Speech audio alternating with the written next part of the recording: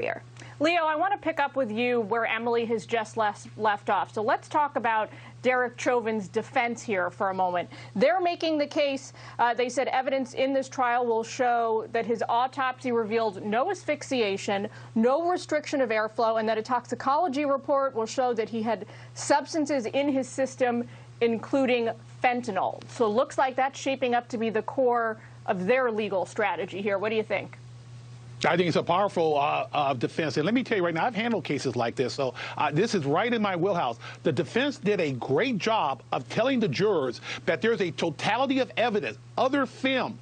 And what the prosecution did, Jillian, that was wrong, they withheld evidence from the jury. On the first day of a jury trial, you try to move the needle. And what the defense says, we're going to show you all the evidence. We're going to make sure you see everything so that you can get the total picture. And I think the prosecution, by playing that 9-minute tape over and over again, they're going to make the jury numb to it. And let me tell you right now, this is going to battle down to a couple of issues. Battle of the experts as far as the medical experts, because the key here is the defense, Jillian, only has to get a hung jury, a mistrial. The prosecution needs all 12. Battle of the expert. Police policy. Is the use of a knee outside of police policy? When I heard that the prosecution was going to bring an L.A. police expert in, I shook my head and said, bad idea. You need to have Minneapolis Police Department say that knee was out of policy. If they don't say that, they're in trouble because it's going to be out of policy. That's the key. And the other thing is causation. Whether or not all the medical evidence, all the drug infestation is a causation to the issue of the death of George Floyd. It's going to be battled down also to the law.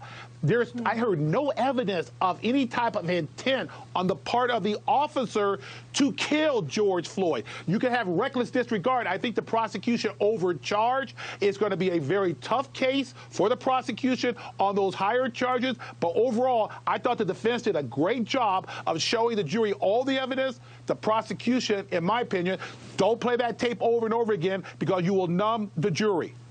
Leo, to follow up on a point you just made, so the prosecution opened by showing, I'm not sure if it was the entirety of the 9 minutes and 28 seconds or if it was just most of it, but they showed that video, or a large portion of it. So then the defense of Officer Chauvin chimed in and said, this case is not about that. That video is not the sum total of the evidence you're going to need to consider when considering this case. Take a listen to them in their own words. I want to get your response.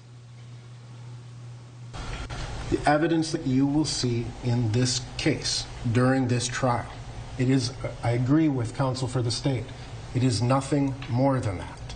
There is no political or social cause in this courtroom. But the evidence is far greater than 9 minutes and 29 seconds. So, Leo, is that the defense telling the jurors to disregard the social movements, the nationwide protests, the global protests that erupted in the aftermath of the death of George Floyd? Yes, Jillian, I'm telling you, see, there's a court of public opinion.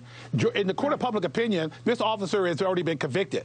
But in court of law, the evidence is narrow. The evidence is limited. The jury has to comply with the instructions by the judge. So it's a whole different ball game. And what the defense did, Jillian, you notice how he kept talking about sequence, time sequence. And that's where the reaction of the officer. The prosecution talked in generality, trying to play on the heart and the emotion.